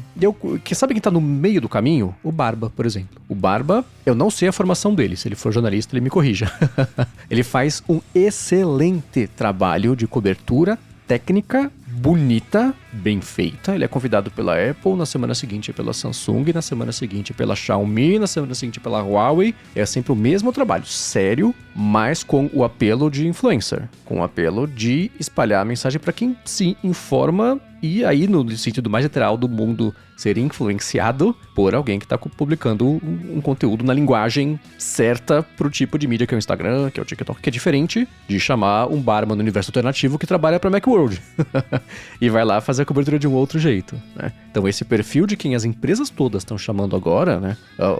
O equilíbrio entre jornalistas e influenciadores mudou bem nos últimos anos, né? Isso, olhando de fora, eu já consigo ver que foi muito diferente. Até porque, quando um jornalista... O que se espera de um jornalista? Bem resumidamente, é um artiguinho. Não de maneira pejorativa, mas é um texto ali. Sei lá, 300 palavras, 500 palavras, mais ou menos, acabou. O que se espera de um influenciador? O cara vai postar viagem, vai postar o jantar. Caraca, e quer queira, quer não, isso é uma propaganda, não exatamente do produto em si, mas, né, caraca, aqui tô nesse evento tal, estão me mostrando os bastidores de tal coisa. E muitas das vezes aquilo não vira um texto, é um, entre aspas, entretenimento ali pra pessoa. Pro jornalista, cara, não faz sentido eu falar sobre isso aqui, tô nesse evento porque marcaram aqui pra mim, tô aqui. Não vou fazer nada sobre esse conteúdo, mas o influenciador tá fazendo lá o videozinho. Ah, peraí, agora isso aqui eu não posso mostrar. Aí fica a câmera. Agora isso aqui eu já posso mostrar. Então tem, né, a relação muda e gera ali um burburinho. Mas pra mim o que mais fica, cara, jantar, seu cliente ali, com a empresa e tal, não sei o quê, pô, você vai almoçar com o cara, jantar, já muda a relação, já fica, né, diferente, né? Uma viagem, então, não tem como não ficar diferente. Eu tô lembrando uma vez, foi engraçado, eu ainda fazia o loop matinal, e tem uma coisa também, né? Tem muita assessoria que é meio trigger happy de tentar emplacar em qualquer lugar, qualquer coisa, com qualquer tipo de pauta, em qualquer veículo que tenha qualquer relação próxima, não precisa ser exata, próxima com o assunto da empresa, né? A gente recebe. Cara, eu recebi hoje aqui. Deixa eu pegar aqui o e-mail pra ver o tipo de coisa que chega como é uma metralhadora de pautas, assim. Recebi pra Gigahertz, hein? Entrevistaram uma pessoa que é ex-iFood e ex-Ambev, executiva de RH, fala sobre inovação e liderança nas empresas. Cara, qual podcast da Gigahertz tem espaço para um negócio desse? A pessoa não sabe. Ela só viu tecnologia, pá, mandou, né? Então, acontece muito. Eu gostaria... O seu podcast Gigahertz é muito... Qual o podcast Gigahertz? Não se deu o trabalho de entender o que acontece. Tem muito disso, né? E aí teve uma vez... Teve um serviço o Rambo até pegou esse serviço de helicóptero que tinha em São Paulo, tipo Uber de helicóptero, né? E aí, como é que chama lá? A assessora de imprensa mandou um e-mail. Você gostaria de almoçar com o executivo? Chamava VUM a empresa. O executivo da VUM, restaurante e tal. Eu falei, pô, o restaurante é legal, faço negócio desse quase nunca, vamos lá, né? Aí sentou a assessora e o executivo. O executivo claramente não entendeu por que eu estava ali pra conversar com ele. Eu ali falei, cara, ninguém tá entendendo nada do que está acontecendo aqui. Eu tive um almoço, conversei sobre o negócio do cara e foi isso. Eu fiquei imaginando na hora que eu saí da mesa e falou, por que você chamou esse cara aqui? Não tem nada a ver. Aí eu fui, né? Você foi de helicóptero? Então, eu ia fazer um trial. Porque logo depois, era uma coincidência isso. Logo depois, eu ia visitar meu irmão. E aí eu precisava ir pra Guarulhos, né? E aí eu ia pegar um helicóptero que ia sair da Berrine. E eu ia até Guarulhos de helicóptero. Eu falei, putz, vai ser mó legal. Aí, por conta de condições, não estamos com certeza que dá pra fazer o voo. Falei, cara, eu não vou arriscar de em cima da hora descobrir que eu não vou conseguir ir pra lá, e se não dá pra ir de helicóptero, muito menos de carro, vou conseguir chegar a tempo em Guarulhos. Aí eu desisti, falei, então beleza, fica pra próxima, na volta a gente vê. Eu acabei nunca pegando e a empresa faliu. Então, dá pra ver um pouco o contato que eu tive lá com eles, dá pra imaginar um pouco do porquê. Mas esses convites assim, às vezes aparecem tão por acaso que você nem devia estar ali, né? Isso de assessor mandando pauta. Eu queria ver, você teve tempo de dar uma espiadinha pra falar sobre compostagem inteligente de lixo no lado B? Não tenho certeza se você quer que isso aconteça, mas não vou nem responder. Nossa, sim, a assessoria fica muito em cima pra mandar as coisas pra gente. É todo dia, é e-mail, testa isso, vamos conversar. Você conversa com o executivo, que não sei o que lá, que o cara entende disso, nem tem a ver com o que eu escrevo. Então tem que saber filtrar muito esses convites, de novo, a mesma coisa. Às vezes você recebe um convite que não tem nada a ver com o que você faz, que não vai te render uma pauta bacana. Então tem que ser muito bem pensado. Eu mesmo nesse evento da Apple eu tentei espremer bastante, até porque além do lançamento dos Beats, teve o tour nos estúdios da Apple Music, que foi uma notícia à parte. Fomos os primeiros a conhecer aquele prédio, então só ali também eu já consegui extrair mais uma matéria. Então fui tentando ali, espremei o máximo que dava, mas foi um evento que rendeu, então valeu a pena. Agora tem coisas realmente que você vê ali e não sai nada. Pois é. E Felipe, pra encerrar esse papo, você teve essa parte do tour que você fez no estúdio, você até contou, né? Você e o Dorno contaram que meio que por acaso conheceram lá o... Como é que chama o DJ? O Zenlow, né? Que é o DJ principal ali do Apple Music, e bateram um papo com o executivo lá também. Rola uma preparação a respeito do papo, tipo um pré-briefing. Vocês vão falar com o executivo tal a respeito disso, porque eu te pergunto isso porque eu lembro que tem um vídeo, vou tentar achar e deixo na descrição aqui, de um jornalista, ou youtuber, não sei, entrevistando o Phil Schiller. Tá lá numa loja da Apple, e ele faz uma pergunta, o Schiller fala, cara, eu já te respondi. Uma pergunta sobre, você não acha que o iTunes é anticompetitivo porque eu não tenho como instalar coisas no meu iPhone de uma outra forma? Eu falei assim, olha, eu já respondi isso de uma outra pergunta que você fez, a gente tá aqui pra falar de uma outra coisa hoje. Aí ele meio que insiste, aí o Schiller só olha pro lado assim, aí vem o assessor da Apple, não, acho que não dá pra gente seguir assim, inclusive, assim, a sua entrevista acabou, muito obrigado, tal, chama lá o fulano, que o fulano é mais legal, vamos conversar com o fulano, tal, o Schiller já tira o microfone e já sai. Então imagino que exista um estabelecimento de expectativas sobre o que vai ser a conversa, ou não? Você faz a lição de casa, vê que é o executivo e usa o seu bom senso para não queimar a sua oportunidade futura. É um pouco de tudo, a gente tem que fazer uma lição de casa, mas também assim, a Apple em nenhum momento chegou e falou, não pode perguntar disso, não pode falar disso, não pode falar disso. Mas Tinham pessoas do PR atrás, anotando, escrevendo absolutamente tudo e de olho em todas as conversas. E essas olhadinhas realmente acontecem. Esse encontro com o VP foi muito legal pra gente, porque a Apple é muito difícil acessar as pessoas da Apple, né? Principalmente quanto maior o escalão, mais difícil vai sendo. A Apple tem muitos PRs, que são os representantes ali de imprensa, comunicações e relações públicas da Apple, e a gente geralmente conversa com eles. Então, quando a gente quer saber algo sobre o Apple Music, a gente fala com o PR do Apple Music, que ele vai falar com alguém que vai dar a resposta pra ele vai formatar aquilo de um jeito que pode dar pra imprensa, aí a gente dá o coach. Geralmente é com essas pessoas que a gente fala. Então, acessar um executivo é muito difícil. Aí no evento da Beats, o executivo ele estava lá. Num primeiro momento, ele participou de uma dinâmica com todo mundo que estava convidado lá no dia, em que a gente fez umas brincadeirinhas, pôde tipo, aperto de mão, oi, tudo bem. Mas foi uma dinâmica bem controlada. Aí chamaram algumas pessoas para uma salinha e falaram, olha, vocês vão poder conversar com o Oliver Schuster, que é o VP, não só de Apple Music, mas de Beats, Esportes e outros serviços da Apple. Claro, vocês vão ter um tempo para conversar, fazer umas perguntinhas para ele. Ali a gente... Primeiro assim, o evento era...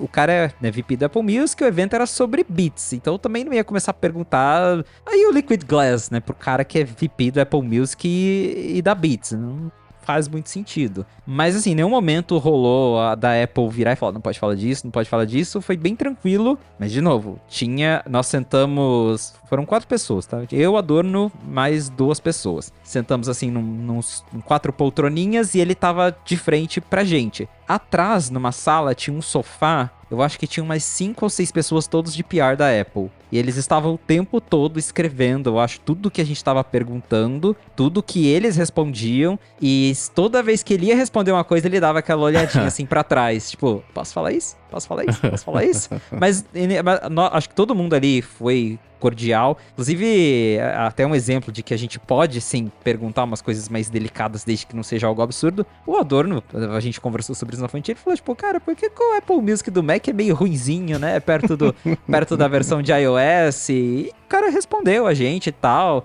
Então, tem, sim, um cuidado, né? Mas, ao mesmo tempo, não foi nada, nenhum bicho de 7 cabeças. Com a Opera já foi bem mais tranquilo. Eu lembro quando eu fui lá em Lisboa, que teve o evento deles. Eu conversei com um dos responsáveis pelos aplicativos de iOS deles. Eu fui perguntar da questão de antitruste na época. O cara, assim, tinha também um representante do lado pra ficar, tipo, ó, cuidado pra falar. Até porque, né, o cara ia dar uma resposta ali cutucando a Apple. Tinha que ter alguém pra falar, tipo, ó, não cutuca demais também pra gente não levar um apertão deles depois lá no tribunal. Então... Sempre tem um cuidado, mas também não é nada assim, tipo, vai falar só o que a gente deixar. Isso aqui não pode, a menos que seja algo muito absurdo, né? Se você começar, sei lá, faz uma pergunta, o cara fala, não posso falar disso. Você continuar insistindo, daí acho que rola que... Eu vi essa entrevista mesmo, que o cara chega e fala, não, acabou a entrevista, não dá mais. É sobre entender também ali e ser cordial dentro do possível. Né? E lembrar também outra coisa que o John Gruber fala, né? Que ele sempre... Quer dizer, esse ano o Apple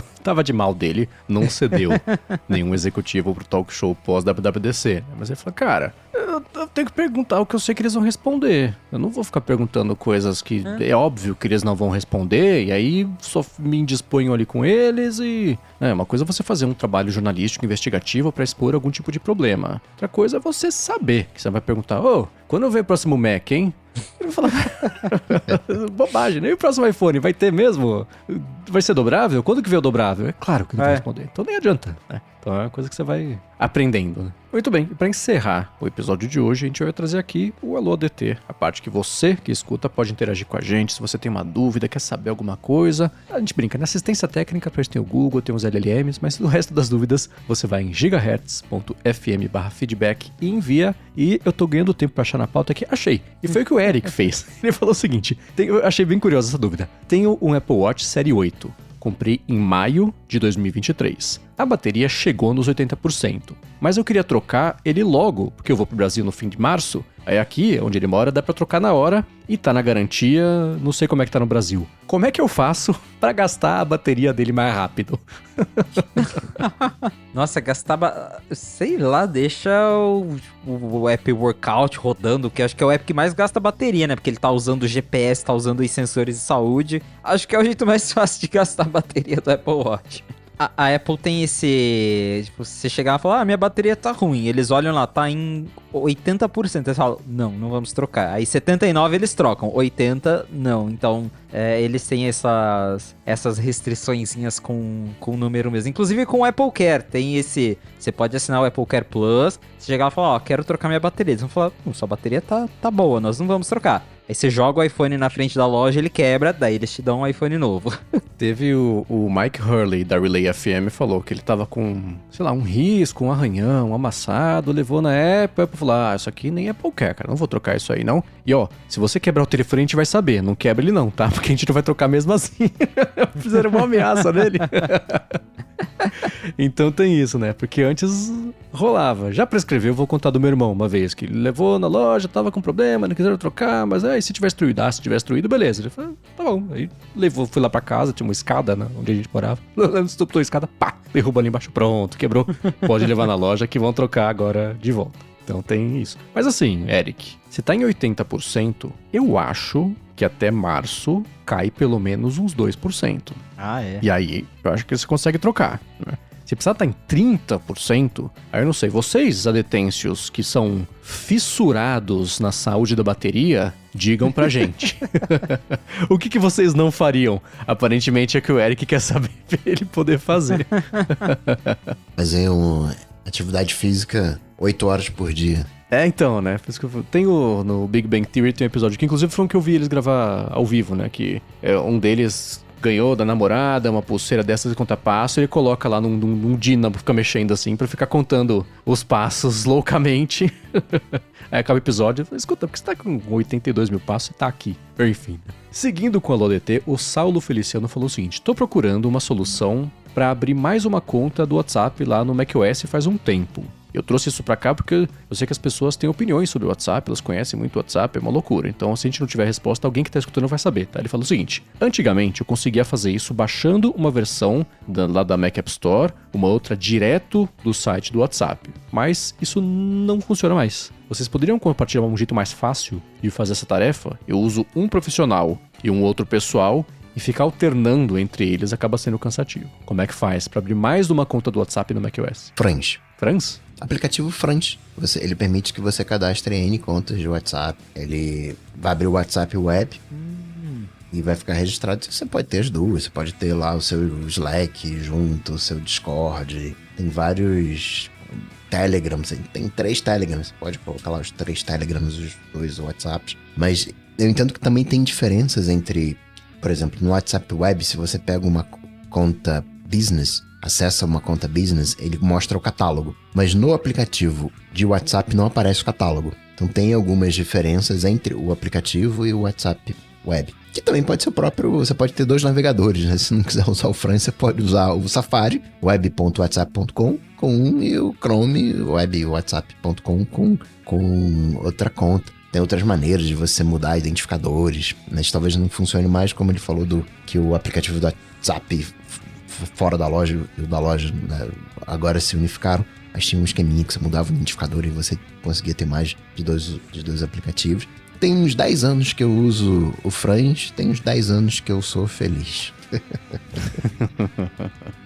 Acho que é isso que o Coca falou mesmo. Ou você, sei lá, abre 2 navegadores diferentes, ou que acho que dá muito trabalho, mas ter 2 contas de usuário no Mac, aí você fica alternando quando você precisa. Mas aí você vai, né, ter que trocar a conta de usuário do Mac só pra poder usar o WhatsApp. Porque é isso, pra simplificar muito como funcionam os aplicativos. Você baixa um aplicativo, ele tem um ID, né? Sei lá, com.whatsapp, qualquer coisa. E aí esse ID cria uma pastinha nas preferências do seu usuário lá no Mac. Então, se o app tiver o mesmo ID, independente se você baixou ele do site, da Mac App Store, ele vai procurar essa mesma pastinha. Por isso que agora, independente qual você usa, ele consegue logar na mesma conta. Aí se você cria outra conta de usuário no Mac, daí ele vai criar uma outra pastinha pro WhatsApp naquela conta, e aí você consegue ter contas diferentes. Mas de novo, ficar trocando de conta, acho que é mais fácil logar em navegadores diferentes ou usar esse aplicativo que o Coca falou mesmo. Bom, eu deixo aqui o link pro fãs na descrição. E pra finalizar o episódio de hoje,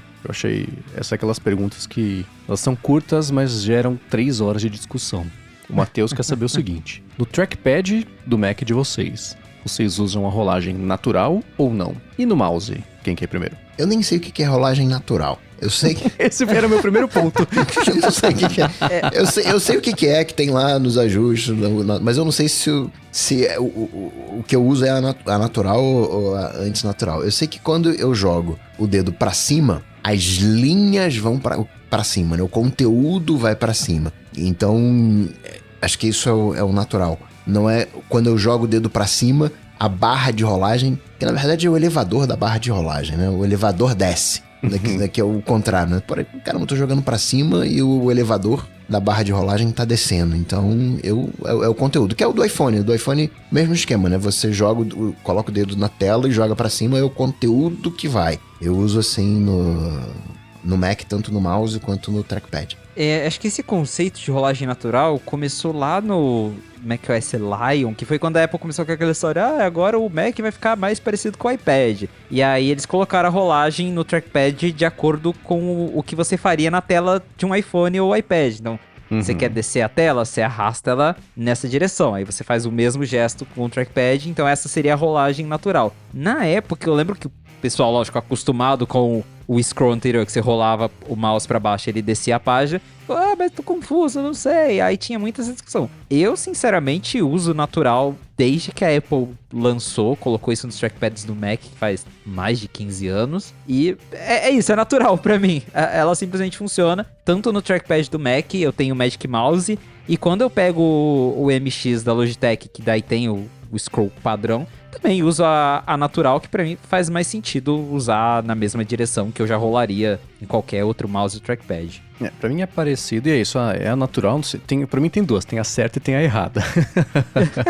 Eu uso a certa, obviamente, né? Que é isso, é o que seria como se fosse eu botar o dedo na tela e arrastar pra cima a lista, eu vou no trackpad, tô manipulando o conteúdo primeiro do trackpad, uma abstração, mas ainda assim tá pra cima. Porém, no scroll do mouse é o contrário. No scroll do mouse, eu scrollo pra baixo e o conteúdo, o foco do conteúdo vai para baixo, quer dizer, o conteúdo sobe, né? É o contrário do trackpad. Mas eu faço isso porque eu só uso de verdade o mouse e mais ainda só uso o trackpad para editar podcasts. E no Audition, talvez até tenha um ajuste do Audition. Eu fui pelo ajuste do mouse. O scroll para frente e para trás dá o zoom in e o zoom out no todo ali da sua timeline. Só que o padrão era o contrário do meu pensamento, né? Se eu scrollar para trás, eu tenho que dar o zoom out, eu tô indo pra trás, certo? Eu tô vendo mais. Se eu scrollar pra frente, eu tô dando um zoom in, tô olhando mais de perto. Mas não, ele inverte. Se eu scrollo pra frente, ele dá o zoom out. Não faz o menor sentido. Quebra totalmente o modelo mental do que eu tô fazendo nessa manipulação.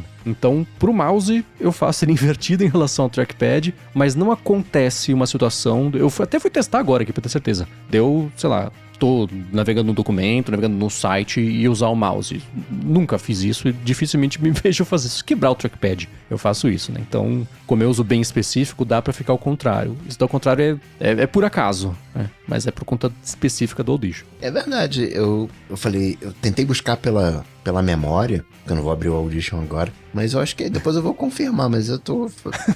tentando buscar aqui a memória da mão e eu tô fazendo um movimento de zoom out e ele tá dando zoom in. Tem razão. E é engraçado isso, né? Porque é tão... Nós já se acostumamos todo que quando alguém pergunta, você tem que, tipo, deixa eu fazer aqui rapidinho pra eu lembrar o jeito que eu faço. Exato. E outra coisa curiosa, e aí a customização do mouse, você faz por meio de um programa chamado Logi Options Plus, que é uma porcaria. E você consegue, por meio do programa, configurar atalhos específicos para programas específicos. Então, dentro do Logi Options Plus, eu cadastrei um perfil de uso customizado do MX Master, que tá lá. Quando eu abrir o Audition, esse botão faz isso. Esse botão faz isso, o scroll se comporta assim. Só que o que acontece para poupar bateria, eu imagino que seja isso. Depois de um tempo inativo, um acessório Bluetooth, o Mac corta a conexão com ele. Então, tanto o mouse quanto o tecladinho macro que eu tenho aqui, que também eu uso pelo Bluetooth, se eu não uso por muito tempo, e eu só percebi isso por conta do AirBuddy, porque o AirBuddy era que ele conecta e fala, conectei! Fala, nossa, tinha desconectado? Eu não sabia. Então, ele reestabelece a conexão. No caso do mouse, ele reestabelecer a conexão, perceber que o Audition está aberto, buscar no Logi Plus, configurar o mouse para se comportar daquele jeito no Audition, leva um tempinho. Então, o que sei lá, pra mim, eu abro a Audition, abro uma faixa e vou scrollar pra poder chegar ali perto de um silêncio. Toda vez acontece a mesma coisa. Eu abro a faixa, eu começo a scrollar, ele dá o zoom out, ele dá o zoom in, porque ele ainda tá entendendo o que tá acontecendo ali. Mas aí vai, uma hora que depois que ele engata, aí funciona bem. Mas são as pequenas bobeirinhas que acontecem todos os dias e toda vez me pega de surpresa até hoje. Eu sei que vai me bananar e me embanana. Passo, é um ritual até o negócio funcionar como eu preciso.